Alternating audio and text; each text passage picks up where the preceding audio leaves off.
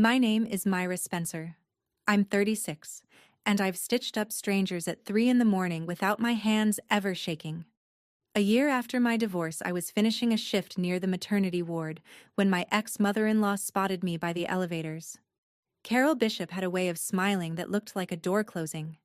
She walked right up, smug as Sunday, and said it loud enough for the nurses to hear. "Leaving you was the best decision my son ever made. Now he has a baby boy, with your best friend."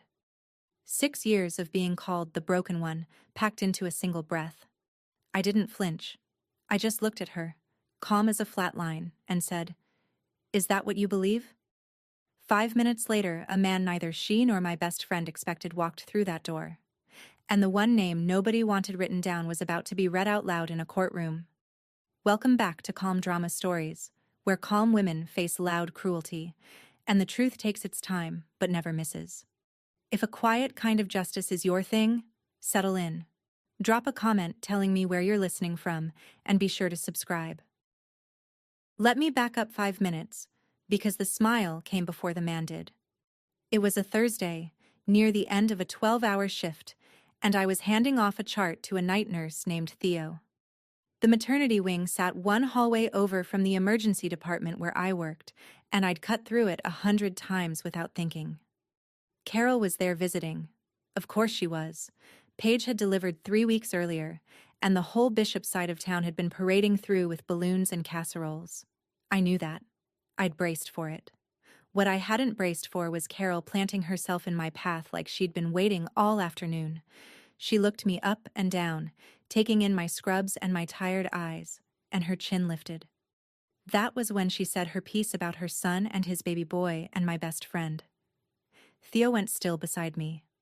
A passing aide slowed her steps, and I felt my own thumb find the thin gold watch on my wrist, the one that had belonged to my grandmother, and press against its face the way I'd done since I was a girl, waiting out something I couldn't change yet. I didn't raise my voice. I'd learned a long time ago that the loudest person in a room is rarely the one holding the truth. "Is that what you believe?" I asked her again, softer this time. Carol blinked, thrown by the calm. She'd expected tears, or rage, or at least a flinch. She got none of it. And somewhere down that hallway, a set of automatic doors hissed open, though I didn't turn to look yet. I didn't know who was coming, but I knew what I'd already set in motion. Here's the thing you should know about me before the rest of it makes sense. I grew up in a farm town in southern Ohio, the kind of place where everybody's business is everybody's gospel. My mother cleaned houses. My father drove a feed truck until his back gave out. I worked 2 jobs through college and another 2 through medical school, and I learned to keep my head down and let my work speak. That was the whole of my philosophy for most of my life. Do good work quietly, and the truth will sort itself out. People will see who you really are. I believe that the way some people believe in luck, it made me good in a trauma bay, where you don't get to panic and you don't get to explain yourself. You just fix what's in front of you and move to the next. The smell of the place, that clean cotton and antiseptic smell that clings to everything in a hospital, used to settle me the second I walked in. It meant I was somewhere I was good. Somewhere nobody had ever once called me broken. I could run a code, set a shoulder, talk a frightened kid through stitches, all without my pulse climbing. But that same instinct, the one that made me steady under pressure, had a shadow side. I carried things alone. I didn't ask for help. And when people started telling a story about me that wasn't true, I did the worst possible thing a quiet woman can do. I trusted that staying quiet would be enough. The hospital was the one place left where nobody dared call me hollow. The rest of my life by then was a different story. I married Mark Bishop when I was 28. He was charming in a way that made strangers feel chosen. He remembered names. He shook hands like he meant it. Half the county would have vouched for him, and for the first few years, so would I. We wanted children. We tried for a long time, and nothing happened.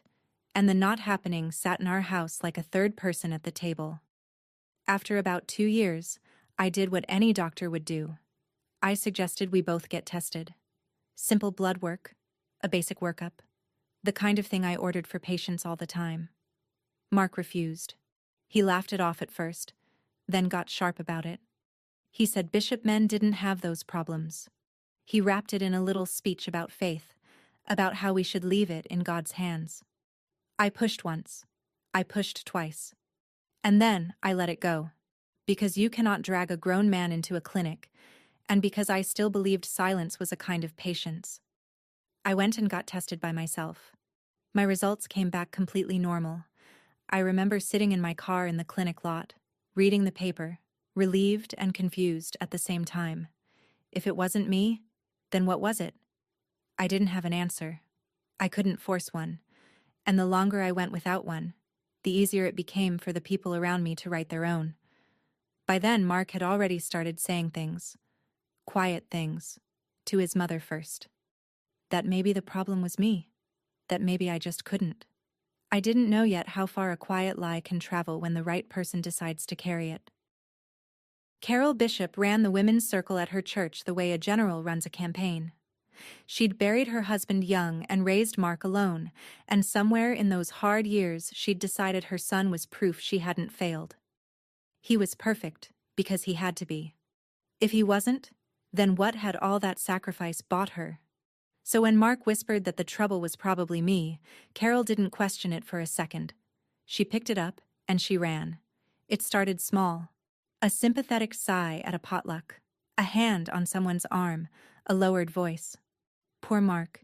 He wanted children so badly. Then it grew teeth.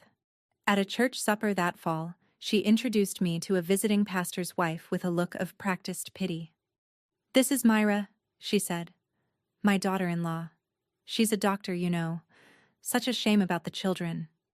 The woman gave me a sad, knowing nod, and I understood that whatever story had been told about me, it had already arrived ahead of me.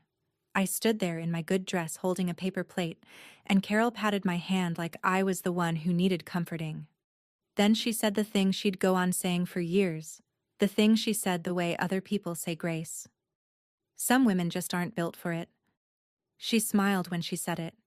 She believed it. That was the worst part. She wasn't being cruel on purpose. She was repeating what her son had handed her, polished and certain, and she had no idea the words were a lie wearing her own voice. I drove home that night and didn't say anything to Mark. I should have, but I was still waiting for the truth to sort itself out. Paige Dolan had been my best friend since we were 15. We met in a high school chemistry class and stayed close through everything that came after. My move away for school, her string of jobs that never quite stuck, 2 states and a dozen years. She was the one I called when my father died. She stood up at my wedding in a green dress and cried during my vows. So when the church talk started getting to me, Paige was who I leaned on. She'd come over with wine and let me vent, and she always knew the right thing to say. Or so I thought. Looking back, every comfort she offered had a hook in it. "You're so accomplished, Myra. Maybe that's just not your path. Mark adores you. Don't let his mother get in your head. You don't need a baby to be whole." Kind words, all of them, but they always landed on the same bruise. They always reminded me of the thing I supposedly lacked. I didn't notice then how often her eyes drifted to Mark across a room, or how she'd started knowing things about his schedule that I hadn't told her. I was too busy being grateful to have one person who didn't seem to be judging me. She'd sit on my couch in my own living room and tell me I deserved better, and I'd nod, never once thinking she meant she deserved my life. People like Paige don't take what's yours all at once. They borrow it, piece by piece, until one day you look up and it's gone, and they're standing in it like they were always meant to. I trusted her completely. That was the second mistake I didn't know I was making. Mark filed for divorce on a Tuesday. I came home from a shift to find a manila envelope on the kitchen counter and his closet half empty. He didn't even wait to tell me himself. By the weekend, he'd moved into Paige's apartment across town, and the story had already been written for me. The version going around was tidy and cruel. Myra was cold. Myra was married to her job. Myra couldn't give him children, and a man wants a family, doesn't he? Carol made sure every pew heard it. Paige, my page, said nothing to correct it. The two people who'd known me longest let me become a cautionary tale, and I didn't fight it. Because fighting felt like proving them right. I didn't post a word online. I didn't call a single person to defend myself. I went to work the next morning and set a teenager's broken arm and told him he'd be fine, and he was. And that felt like the only true thing I did all week. If you've ever swallowed a lie about yourself just to keep the peace, to keep a family, a friendship, a reputation you'd spent years building, then you know exactly what that tastes like. It tastes like blood you're not allowed to spit out. Stay with me here, because this is where I started to understand something. The peace I was keeping so carefully wasn't even mine to keep. It belonged to the people lying about me. They were the ones who needed me quiet. Comment truth, if you've ever been there, and keep watching, because the silence didn't last. I want to tell you about the day a hospital board taught me that some things are worth getting loud about. The story stopped being about my marriage the day it walked into my hospital. I'd been in line for years to lead the emergency department. I'd built the trauma protocols half the county now ran on. The job was as good as mine, and everyone knew it. Then the whispers found the credentialing committee. Not the truth. There was no truth to find, just the shape of it. Dr. Spencer's personal life is unstable. There are questions about her judgment. Did you hear about the divorce? About what her husband's family says? One board member, a man who golfed with Mark's uncle, started asking pointed questions about my fitness to lead under stress, as if I hadn't spent a decade staying calm while people bled out on my table. When the position was announced, it went to someone with half my hours and none of my protocols. They told me I was a strong candidate. They told me it was a difficult decision. They did not tell me the real reason, but I'd grown up in a small town. I knew the sound of a verdict dressed up as a compliment. That was the night something shifted in me.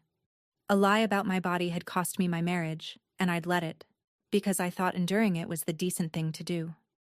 But now the same lie was reaching into the one place I'd never let anyone touch. My work, my name, the thing I'd bled for. I sat in my car in the hospital lot, the same way I'd sat years before reading my normal test results, and I realized the silence I'd been so proud of had a price tag, and someone else had been quietly running up the bill. A nurse I trusted gave me the name of a lawyer named Ruth Calloway. Ruth's office was above a hardware store, and she had reading glasses pushed up into gray hair and a way of looking at you like she was already 3 moves ahead. I told her everything. The marriage, the church talk, the board, the job I'd lost.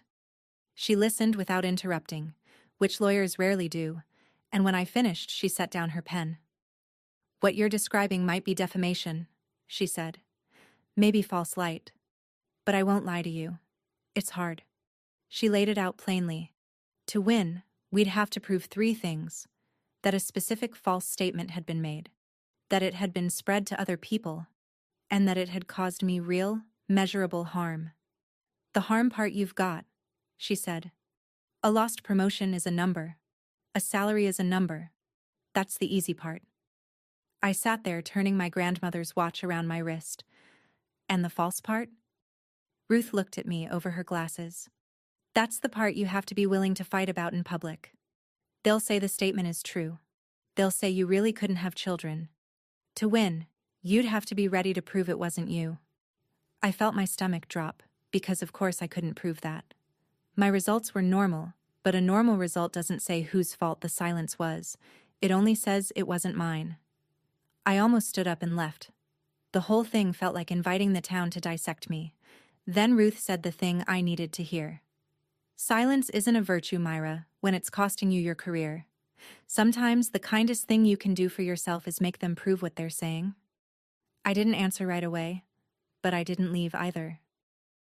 I spent 2 weeks weighing it. I'm not impulsive. I make decisions the way I read a chart. Slowly, then all at once. I wrote down everything I stood to lose. The church community that had watched me grow up. My standing in a town that already half believed the worst. The way people would talk, calling me bitter, calling me cold, saying I was the kind of woman who sues her ex-husband's family out of spite. I knew exactly how that story would go, because they'd already written most of it. But then I wrote down the other column. My name, my work, the truth, and the simple fact that I had done nothing wrong and was being punished for it anyway. I kept coming back to one thing. I wasn't doing this to hurt Mark. If I'd wanted to hurt him, I'd had a year of chances. I was doing this so that a hospital board would stop believing a story that wasn't true, so that the next time my name came up in a room I wasn't in, it came up clean. That was the line I drew, and I drew it on purpose. This wouldn't be revenge. Revenge is loud and hungry and never satisfied. This would be the truth, said once, in a place where it counted, by someone who'd finally decided she was done carrying a lie that belonged to other people. I called Ruth on a Monday morning before my shift. I told her I was in. Good, she said. Then let's make them say it under oath. I hung up and walked into the trauma bay and had the steadiest day I'd had in a year. Turns out a made-up mind is its own kind of calm. Ruth drafted the complaint over the next few weeks. It named the specific statements, the dates, the witnesses who'd heard them. It laid out the lost promotion, the salary difference, the documented harm to my professional reputation. Reading it was strange. My whole quiet humiliation, organized and numbered and turned into something with weight. When it was filed, the news moved through town faster than any ambulance I'd ever ridden. Myra Spencer is suing the bishops. Carol was incandescent. She told the women's circle I'd become vengeful and godless, that grief over my empty house had turned me cruel. She doubled down on every word she'd ever said, which, though she didn't know it, was exactly what Ruth had hoped she'd do. Mark stayed quiet at first. Paige did too. But I started getting messages. Some cruel, some curious, a few quietly supportive from women who'd had their own reputations rewritten by people who claimed to love them. One read, "Good for you." They did the same to my sister.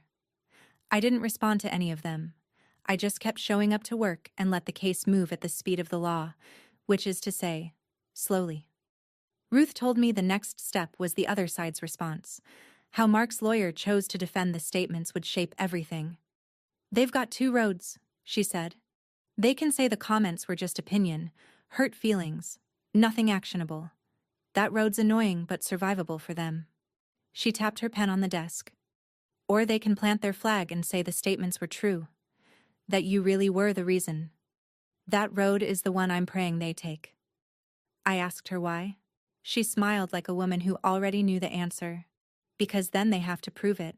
And to prove it, they have to open a door. They took the second road. Of course they did. Mark's lawyer filed a response that planted the flag exactly where Ruth had hoped. Their defense, in plain English, was that the statements about me weren't defamation at all, because they were true. I really had been the reason the marriage produced no children. The fault, they argued on paper, was medical, and it was mine. When Ruth called to tell me, I could hear something close to delight under her steady voice. They just said the magic words, she told me. Truth is a defense.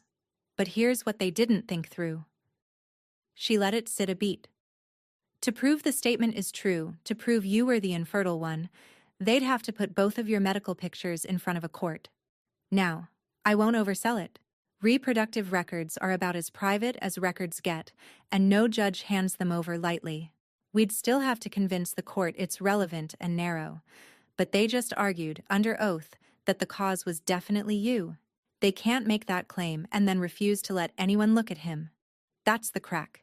It's not a door swinging open. It's a crack. I can work with a crack. I sat down slowly at my kitchen table.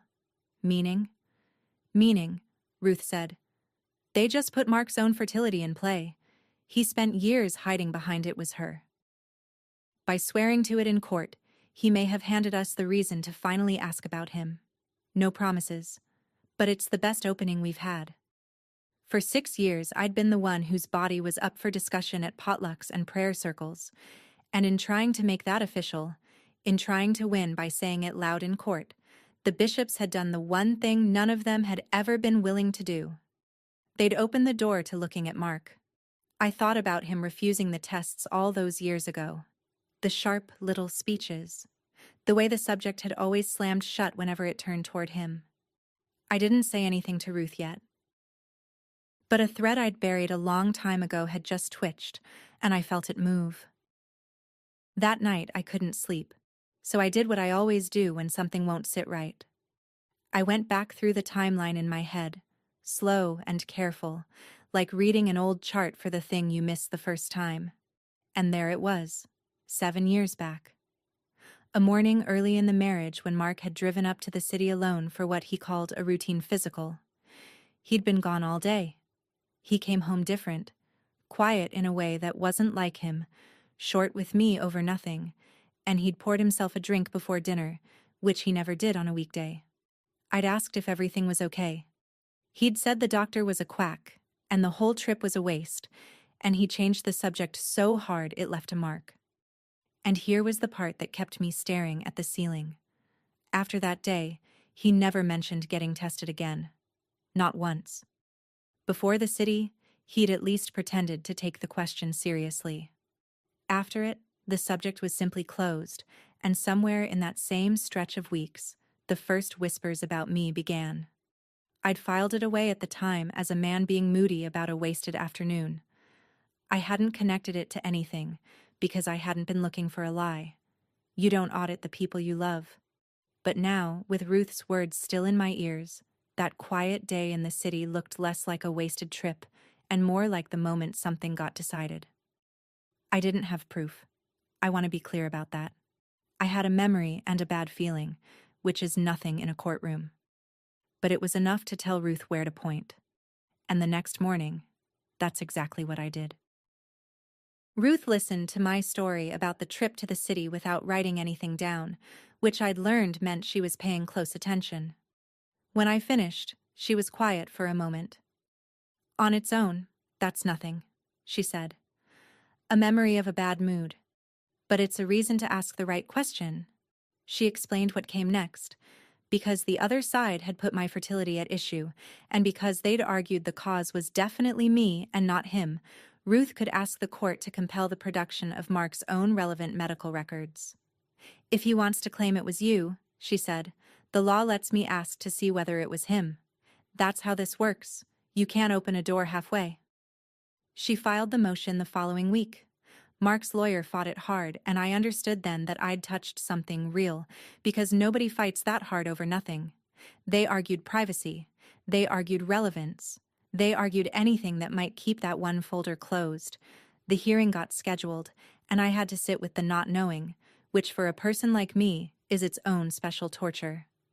I'm used to ordering a test and getting an answer. This was different. This was asking a judge for permission to even look. I went back to my shifts and set bones and read scans and tried not to think about a folder I'd never seen, sitting in some city clinic's archive that might say everything or might say nothing. Ruth told me to be patient. Courts move slow on purpose, she said. It gives the truth time to stop being scary. I wasn't scared of the truth. I'd never been scared of the truth. I was scared they'd find a way to keep me from it.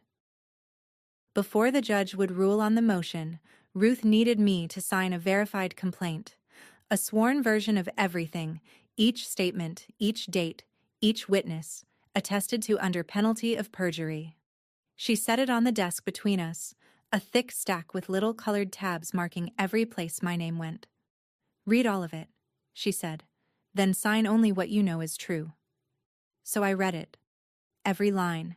The potluck. The pastor's wife. The exact words Carol said at the church supper. The ones about how some women just aren't built for it. The board meeting. The salary I lost. Reading my own quiet years laid out in numbered paragraphs did something to me. It made the lie look as flimsy as it actually was. I picked up the pen Ruth handed me, and I noticed the smell of the room. Not the clean antiseptic of my hospital, my old hiding place, but paper and ink, and dust from the hardware store below. For years, that hospital smell had meant safety, the one place no one called me hollow. Now here I was, somewhere else entirely, somewhere I'd had to walk out into the open to reach, and I wasn't hiding anymore. I pressed the pen to the line. The thin gold watch slid cool against my wrist as I wrote, and I thought of my grandmother, who used to say that patience isn't waiting, it's knowing the right moment when it comes. This was the moment. My signature went down clean and certain, the steadiest thing I'd signed in a year. When I lifted the pen, it was done. The complaint was verified. The motion was live. Whatever was in that folder in the city, the machine to find it was now running, and I was the one who'd started it. Ruth gathered the pages and squared them on the desk. "Now we wait for a judge," she said. I nodded. For the first time, the waiting didn't feel like helplessness. It felt like a fuse. The ruling came on a gray afternoon in the middle of a slow shift. Ruth called and I stepped into the supply closet to take it, surrounded by gauze and saline, my heart doing the thing it never did at work. "The judge granted it," she said. "With limits, but she granted it." She walked me through it carefully, the way she walked me through everything. Because the defense had affirmatively claimed the infertility was mine, the court found that Mark's own relevant fertility records had become, in the judge's words, presumptively discoverable. Not automatically public, not a free-for-all. The records would be produced under a protective order, reviewed first by the lawyers and the court, used only as the case required. "It's not a guarantee of anything," Ruth said, ever careful. "We don't know what's in the file. Maybe there's nothing, but they can't keep it shut anymore." I stood in that closet and let out a breath I felt like I'd been holding for 7 years. Across town, I later learned, the news landed very differently. Mark's lawyer reportedly asked for a private meeting the same day. Carol called Ruth's office twice and was told politely that the attorney couldn't speak with her. And for the first time, the people who'd spent years deciding what was true about my body went a little pale at the thought of a court deciding what was true about Mark's. I didn't celebrate. I want you to understand that. I didn't text anyone, didn't smile to myself in the mirror. I finished my shift, charted my patients, and drove back to my apartment alone. But that night I slept the whole way through for the first time in months, because I knew the folder was coming. And I knew that folders, unlike people, don't know how to lie. The first sign that something was wrong on their end didn't come from Mark or Carol. It came from Paige. She texted me out of nowhere after a year of silence. "Please don't do this. Think about the baby." I read it 3 times. We hadn't spoken since the divorce. She'd taken my husband and my life and never once reached out. And now suddenly she was begging me to stop a lawsuit that, on its face, had nothing to do with her. That was the part that snagged. The suit was between me and Mark and Carol. It was about words said about my body, about a job I lost. Why would Paige, who'd supposedly won everything, be frightened of it? Why would a woman holding the baby and the husband and the house be texting her ex-best friend at midnight, asking her not to dig? People who beg you to stop digging usually know what's in the ground. I'd learned that the hard way over the past year. I didn't answer her. I just sat with the question, turning it over, feeling the shape of something I couldn't see yet. Here's what I'd figured out by then, and what I want you to hear if you've ever been the calm one in a storm. The people most afraid of the truth are rarely the ones it's supposed to land on. I wasn't angry at Paige. I was curious. Bone deep, wide-awake curious. If a quiet woman finding her spine is your kind of story, hit subscribe so the next part finds you, and tell me in the comments where you would have stopped. Because I almost did. Twice. But Paige's text didn't make me want to stop. It made me want to keep going. A frightened person had just told me, without meaning to, that there was more in the ground than I knew. The folder came 8 days later. I want to be precise about how, because it matters. I did not see it first. I couldn't have, and I wouldn't have. I'm a doctor, and there are records I have no right to touch, not my ex-husband's, not anyone's. That's the law, and it's a good one. The records went to Ruth, through the proper channel, under the protective order the judge had set. She read them with the other side's lawyer present, the way it's supposed to work. Then she called me and asked me to come to her office, which she'd never done before. I knew before I sat down. She had the careful face people get when they're about to hand you something heavy. 7 years ago, she said, Mark went to a clinic in the city, the one you remembered. She slid a single sheet toward me, just the line that mattered, the rest blacked out under the court's seal. The diagnosis was a word I'd written on charts 100 times. Azoospermia. No measurable sperm. Mark had been told, in plain clinical language, that he could not father a biological child. 7 years ago, the same week he came home moody and changed and quietly closed the subject forever. The same stretch of weeks the whispers about me began. I sat very still. Ruth watched me the way you watch a patient after you've told them the scan results. I didn't cry and I didn't shout. I just felt something enormous and quiet rearrange itself inside me, like a bone going back into joint. For 6 years I had been the broken one, the barren one, the shame of the Bishop family, and the man who'd let an entire town believe that had known, the whole time, that the empty house was his. I drove home with that single sheet of paper folded in my bag, and I didn't turn on the radio. I expected to feel triumphant. I'd braced for that, even worried about it, because I didn't want to become a person who's happy about someone else's ruin.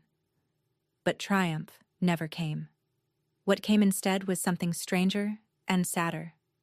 Grief, almost. 6 years of my life had been spent absorbing a wound that was never mine. Every pitying look at church. Every "some women just aren't built for it." Every night I'd lain awake wondering what was wrong with me, what I'd failed to give, why my body had supposedly betrayed the marriage. All of it had been a story Mark wrote to cover a truth he couldn't face about himself. He'd handed his shame to me and let me wear it in public for years, and his mother had pinned it on with both hands.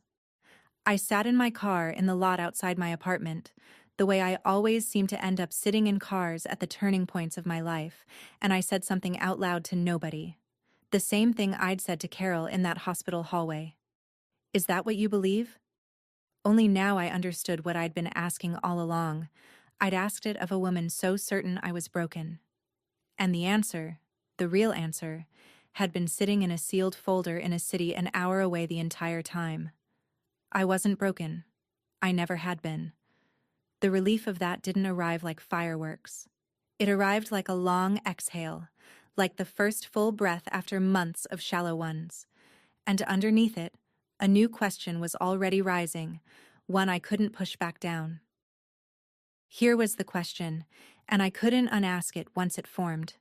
If Mark could not father a child 7 years ago, if the clinic was right, if the diagnosis held, then the baby boy Carol had bragged about in that hallway, the son Mark was parading through the maternity ward, the child he'd left me to go make with my best friend, could not be his. The arithmetic was brutal, if not quite simple. A man with that diagnosis almost never fathers a child the natural way. Not impossible in some rare cases, but vanishingly unlikely without treatment Mark had never sought.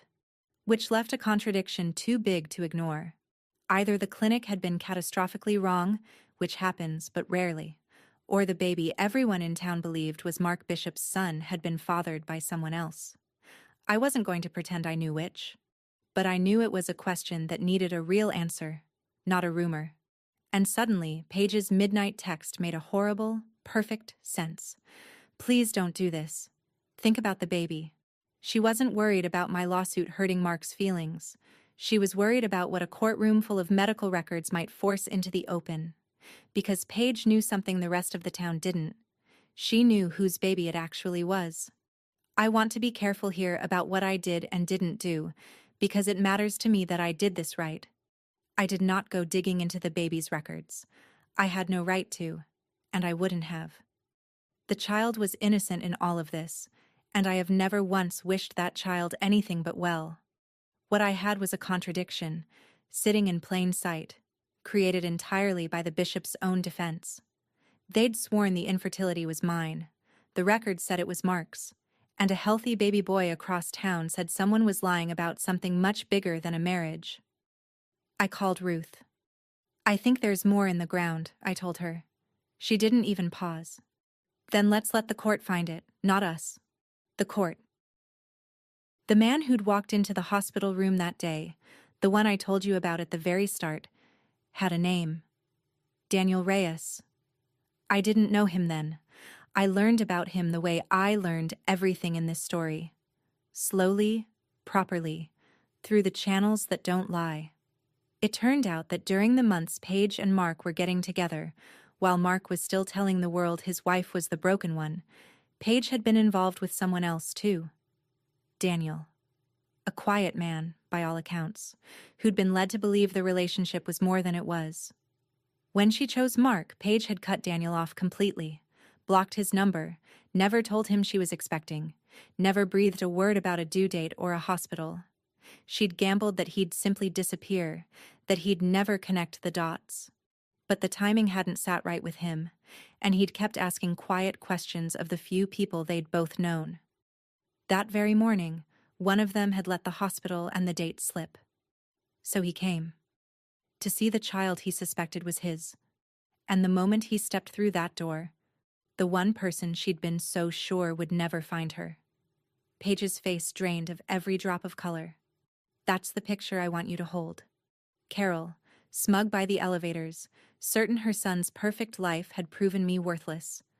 And 5 steps behind her, walking into the maternity room, the living proof that the perfect life was built on the same kind of lie they'd buried me under for years. I didn't engineer that moment. I didn't even understand it when it happened. I just smiled at Carol and asked if that was really what she believed.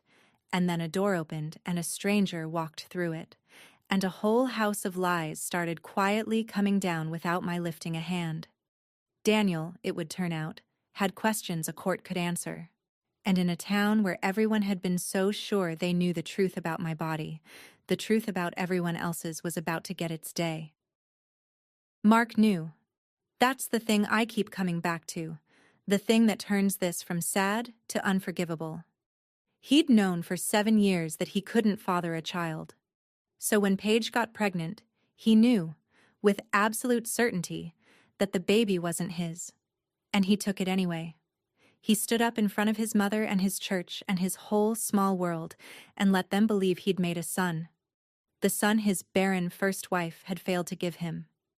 He used a child that wasn't his to complete the story that had destroyed me.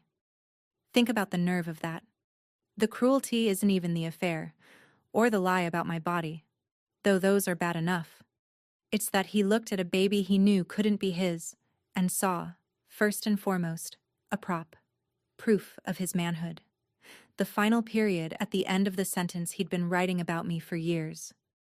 I tried, honestly, to find some sympathy for him. I'm not a hard person by nature, but every time I reached for it, I hit that same wall. He'd had 100 chances to tell the truth and quietly let me go. Instead, he'd built a monument to a lie and put a real child on top of it. When Ruth told me Mark's lawyer had gone quiet, no more motions, no more fight, just a request to discuss resolving the matter. I understood why. Mark wasn't afraid of losing the lawsuit anymore. He was afraid of what the lawsuit would say out loud in front of everyone about the son he'd been showing off. He'd spent 7 years controlling the story. And for the first time, the story was about to get away from him completely. Carol came to see me before the hearing. She showed up at my apartment on a Sunday, in her church clothes, and I almost didn't open the door. When I did, she looked older than I remembered. Smaller. She didn't apologize. I want to be honest about that, because for a moment I thought she might. She stood in my doorway and asked me, in a voice with a crack running through it, to drop the suit. Not for Mark, she said. For the family. For the baby. For the name. And as she spoke, I saw something I hadn't expected to see. I saw a woman who'd been lied to by her own son for 7 years, a widow who'd poured everything she had into one boy and built her whole self around the certainty that he was good. She hadn't spread those cruel words because she was evil. She'd spread them because Mark had handed them to her, polished and certain, and she had loved him too much to ever doubt him. For one breath, standing in my own doorway, I felt for her. She was human. She'd been used too. But then she said it again, the line she'd carried for years. except this time it came out as a plea instead of a pronouncement. Some women just aren't built for it, Myra. Why drag everyone through the mud over it? And I understood that even now, even standing on the edge of the truth, she'd rather protect the lie than let go of it. Sympathy is not the same as surrender. I could see her pain and still refused to carry her son's shame one more day. Carol, I said quietly, go home. The mud was never mine. She left without another word, and I closed the door, and I didn't feel cruel. I felt finished. Mark's lawyer offered a settlement, a quiet one. They'd pay a sum, issue a private retraction to the hospital board, make my professional record clean again, if I agreed to seal everything and never speak of it. Ruth laid the offer on her desk and watched me. It's a good deal, on paper, she said. You'd get your name back. The board would hear the truth. You could walk away with everything you came for. She wasn't wrong. It was, by the numbers, a win. Everything I'd said I wanted. My reputation, restored. The job, back in play. And all I had to do was let the truth get whispered in a back room and then locked in a drawer forever, while Carol kept saying her line at church and Mark kept showing off a son who wasn't his, and the story about the broken doctor stayed half alive in the corners of town where private retractions never reach. I thought about it for a long time. Then I told Ruth no, not out of spite. I want to be clear, because the difference matters. I didn't refuse because I wanted to watch Mark burn. I refused because a private truth was just a quieter version of the same lie. For 6 years they'd said it about me out loud, in churches and at potlucks, where everyone could hear. The correction had to live in the same place. Not a whisper. Not a sealed drawer. The truth, said once, where it counted, in front of the same people who'd believed the lie. I'm not going to whisper an apology for a wound he handed me, I told Ruth. I'll say it once, where it counts. And then, I'm done carrying it. Ruth capped her pen and smiled. Then we go to court, she said. Wear something you can breathe in. The hearing was held in the county courthouse on a bright, cold morning. I'd expected to be nervous. I'd run 1,000 codes without my hands shaking, but this felt different, because this time the thing on the table was me. The room filled in a way that told you everything about how small towns work. 2 members of the hospital board, there to see what they'd been wrong about. Several women from Carol's church circle, the same ones who'd nodded along to her pity for years. Carol herself, rigid in the second row. Mark beside his lawyer, pale and sweating in a suit that no longer fit him right. And Paige, near the back, holding herself very still, with a quiet man named Daniel sitting 2 rows behind her whose presence she could feel without turning around. I sat at Ruth's table and felt the whole architecture of the past 7 years gathered in one room.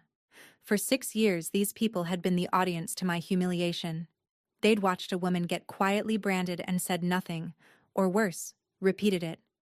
Now they were the audience to something else. That's the part I'd insisted on, the part Ruth understood. The lie had been public.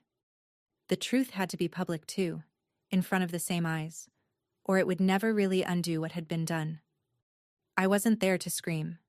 I'd decided that weeks ago. I was there to let the truth stand up in the light and be counted, with witnesses, on the record, in the one kind of room where saying something false under oath has a cost. The judge took her seat. The room went quiet, and I felt my grandmother's watch, cool and certain against my wrist, ticking out the moment I'd waited 7 years for. Ruth didn't raise her voice once. That's what I remember most. She built it the way you build a diagnosis, one finding at a time, calm and unhurried, until the conclusion was the only one left standing. She established the statements, the dates, the witnesses, Carol's own words repeated at potlucks and prayer circles, that some women just aren't built for it. She established the harm, the lost promotion, the salary, the documented damage to my name. Then she addressed the defense's own claim, that the statements were true, that the infertility was mine. And she asked the court to consider the records the defense had forced into the case by making that very argument. Under the protective order, only the necessary line was read.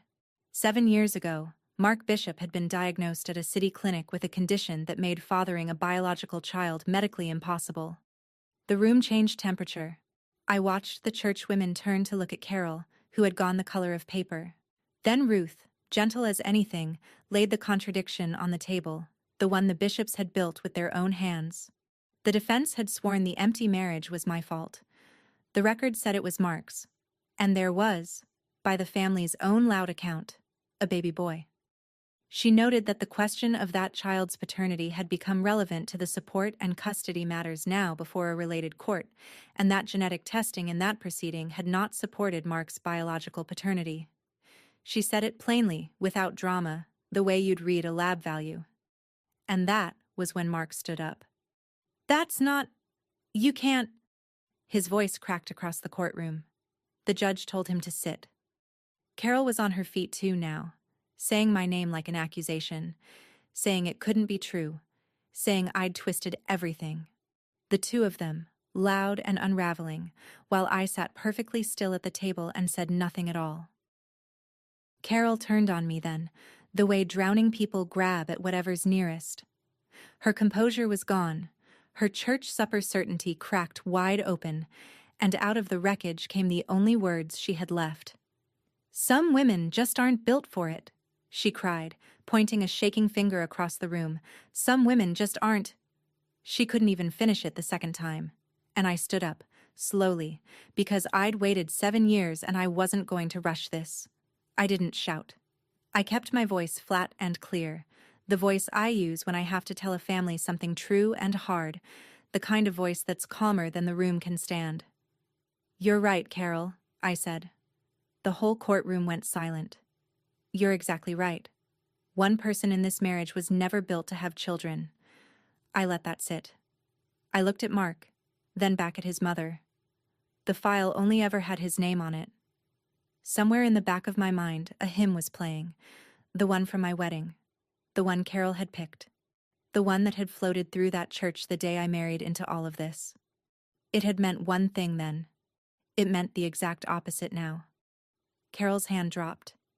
Mark had his face in his hands, and the women from the church circle, the ones who'd nodded along to my ruin for years, sat there with the truth finally settling over them, rearranging everything they thought they'd known. I wasn't built wrong. I'd never been built wrong. The man who'd let an entire town believe otherwise was sitting 6 feet away, falling apart, while the calm woman he'd called broken stood steady on her own 2 feet. I'd said it once, out loud, where it counted. And I was already, finally, setting it down. What followed wasn't dramatic in the way you might imagine. There was no shouting match, no one dragged out. It was quieter than that, and somehow worse for the bishops because of it. Mark didn't deny it again. He couldn't. He sat with his head down while his own lawyer asked for a recess, and when the judge granted it, he didn't get up. He just stayed there, hunched in his ill-fitting suit, a man watching 7 years of careful storytelling collapse in a single morning. The church women gathered their coats and their purses and filed out with their eyes down, and I knew that by evening the real story would be moving through town as fast as the lie ever had. Carol followed them out, smaller than I'd ever seen her, no longer the general of any campaign. And Paige had slipped out during the recess, but not before Daniel rose from his seat 2 rows back and walked out the same door, close behind her. The question of that baby now headed somewhere. It could finally be answered honestly. I sat at the table and let it all empty out around me. Ruth put a hand on my shoulder. "You did that without raising your voice," she said. "I've been doing this 30 years. You'd be surprised how rare that is." The measurable things came in the weeks after, the way they do. Mark standing in town, the thing he'd protected at my expense for years, simply evaporated.